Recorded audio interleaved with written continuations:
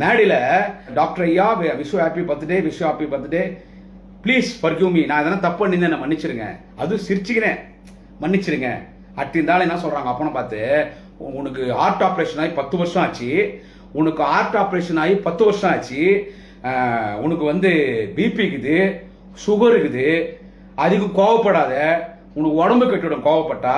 அதுக்கு என்ன அர்த்தம், வீட்டோட நீ இரு, நீ சொல்லு, எங்களை கைட் பண்ணு, நான் செய்கிறேன். ஏன்னா நான் ஊழல் பண்ணிட்டேன், நான் திருடிட்டேன், 420 840 வேலை பண்ணிட்டேன், கேப் மாதிரி முள்ள மாதிரி முச்சோக்கு வேலை பண்ணிட்டேன், முறைகேடா மருத்துவக் கல்லூரி ஒதுக்கிட்டேன், பலாயிரம் கோடி அடிச்சிட்டேன், பிஜேபி காரனை தூக்கத்துக்கு ரெடியாகிறான், அதனால கம்மனு நான் பிஜேபி கூட கூட்டணி போறேன், போய் அவனுக்கு போய் நான் அடிமையா இருக்கிறேன்.